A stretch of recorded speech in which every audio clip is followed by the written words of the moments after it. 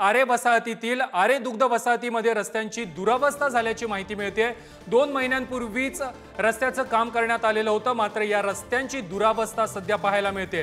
पावसाळ्याच्या पहिल्याच टप्प्यात सध्या रस्त्यांवरती खड्डे पडल्याचं चित्र पाहायला मिळतंय।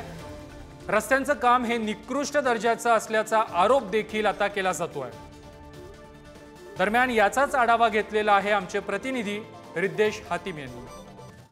मुंबईतील गोरेगाव परिसरात असलेल्या आरे कॉलनीतील रस्त्यांची जी स्थिती होती ती दयनीय होती आणि त्यामुळे त्या रस्त्याचं दुरुस्ती करण्याचं काम हे प्रशासनाकडून हाती घेण्यात आलं होतं आणि त्यानंतर जे बहुतेकशे जे रस्ते आहे ते काँक्रिटीकरण देखील करण्यात आले होते। आपण आपला हा जो समोर रस्ता पाहत आहे जो वेस्टर्न एक्सप्रेस हायवे पासून जो मरोलच्या पर्यंत जातो असे जे बहुतांश जे रस्ते आहे ते काँक्रिटीकरण करण्यात आले आहे आणि संपूर्ण रस्त्याचं काँक्रिटीकरण देखील झाले। मात्र दुसरीकडे पाहिला तर जो आरे बाजारपेठेतून रॉयल पामच्या दिशेने जो रस्ता जातो त्या रस्त्याची स्थिती ती आपण पाहिलं तर एकदम जे खड्डामय झाली आहे। आपण एकंदरीत पाहिलं तर ह्या रस्त्याचं काम हे मे महिन्यामध्ये हाती घेण्यात आलं होतं, त्यानंतर जून महिन्यापर्यंत हे जे काम आहे ते पूर्ण देखील झालं होतं। मात्र पावसाळा सुरू होताच हे संपूर्ण जे रस्ते ते खड्डेमय झाले असं स्थानिकांचं देखील मत आहे। आपण आता देखील रस्त्याची स्थिती पाहू शकतो। जे जुलै महिना सुरू झालेला आहे, अख्खा जुलै महिन्यामध्ये मुसळधार पाऊस पडण्याची जी शक्यता आहे ती वर्तवण्यात आली आहे। मात्र त्याच्या आधी इकडचे संपूर्ण जे रस्ते ते खड्डेमय झाले।